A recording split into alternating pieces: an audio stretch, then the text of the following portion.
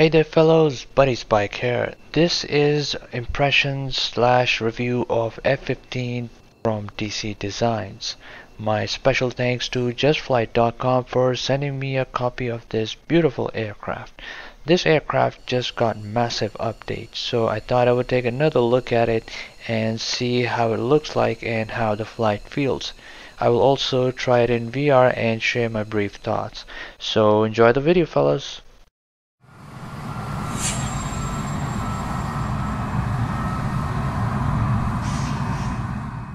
Alright, so there are about 4 different variants of this aircraft, and this one is the F-15C model.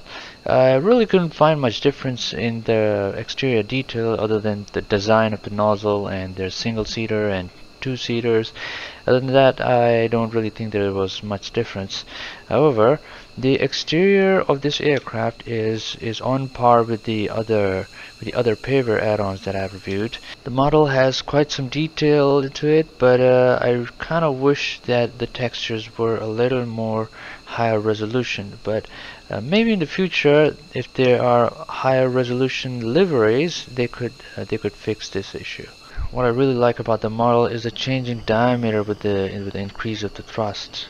Really beautiful. At the moment we're carrying 3 huge external fuels. I'm not sure if you're able to change that, so all the flight surfaces work as they're intended. So I'm gonna get in the cockpit and check it out. So the cockpit is actually not bad at first glance. All the gauges I believe are working with the RPM meters and fuel flow. Now you need to turn on the HUD, which is from here, and right, so this is working as well. I guess we're gonna explore more when we're in the air. Speaking of clickable buttons, now what do we have clickable? We have some buttons over here. A tune, com, transceiver, standby frequency, okay. And what's this? Switch, navigation, GPS, mode, okay. So it seems not many buttons do work.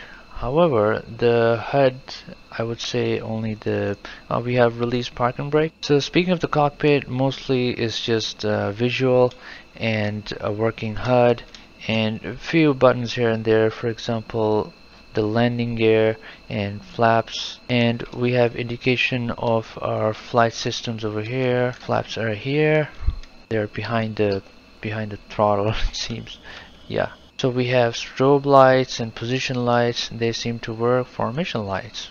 Right. So these are formation lights. These lights over here are kind of nice. Not bad. Alright, so let's take this thing in the air and see what this thing can do. So increasing RPM and brakes off. Going full throttle. I believe the sounds are updated now. They are much better than before. And we're at almost 200 knots. I think the speed is good enough for takeoff, and we're off. And gears out. And flaps up. Whoa, noisy engine. Gotta throttle down a bit. Okay.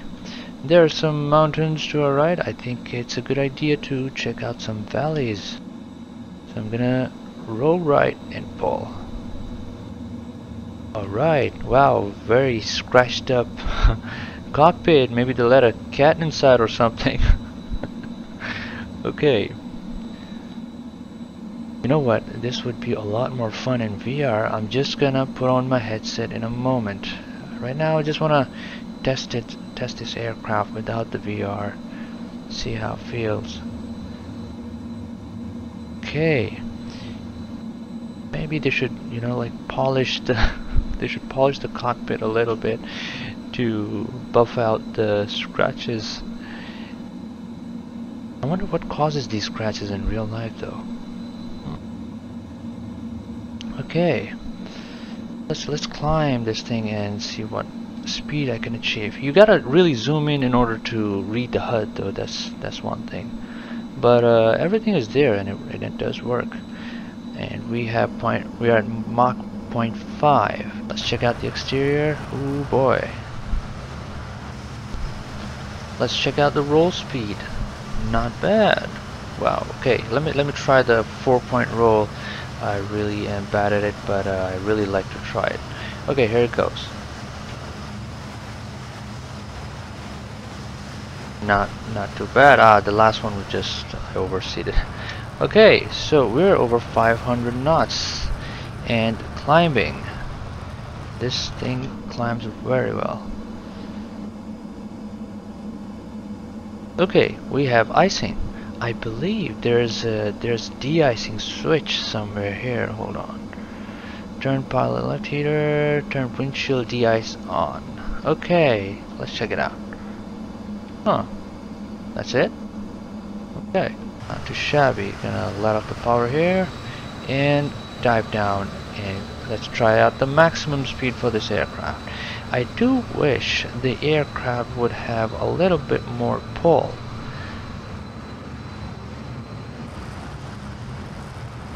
Okay, diving down and gonna try and go as fast as I can. Hopefully I don't break the wings at full pull. Okay, gonna pull now. Okay, over 800 knots. Am I gonna be able to make it? Oh, not too shabby. Woo! Okay, a little bit of drop in frames there. Ooh, 700 knots and decreasing. This plane is fast.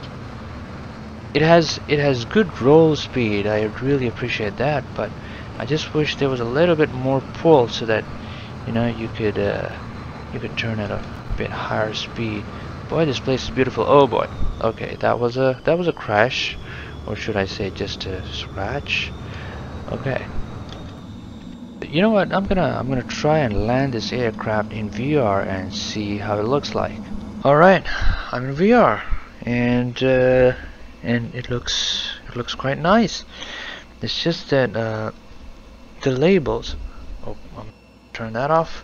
It looks like the labels, you can't read the ones right in front, and the HUD is also readable if you're this close to the HUD. Otherwise, from the seating position, it's a little bit tough. Maybe if you have a better VR, that could change things up.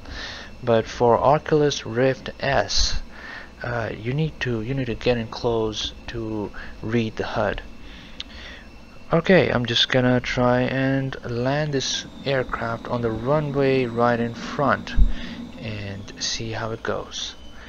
Okay, flaps to landing position, gears down. We're about 270 knots, which is good.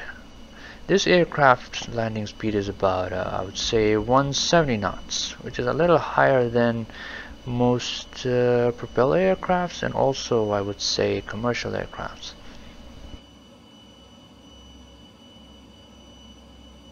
Okay, I'm gonna take the runway on the right towards the coast side, and the speed is still stable at 213 knots.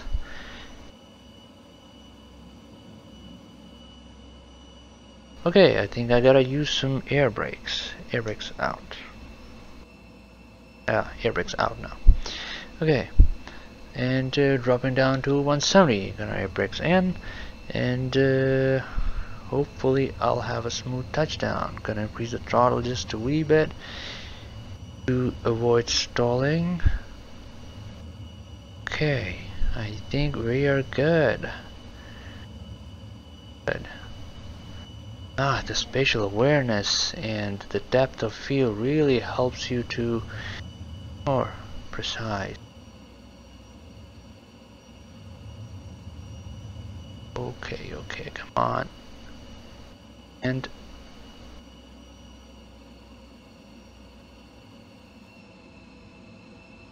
the touchdown, it was so smooth I couldn't even feel it. Okay, yeah. That was very nice, very nice. I don't know what the hell is wrong with the textures on the runway at the moment, but for me the textures are just wiggly, the ones that are right in front of me. Maybe it's something to do with the settings, I believe.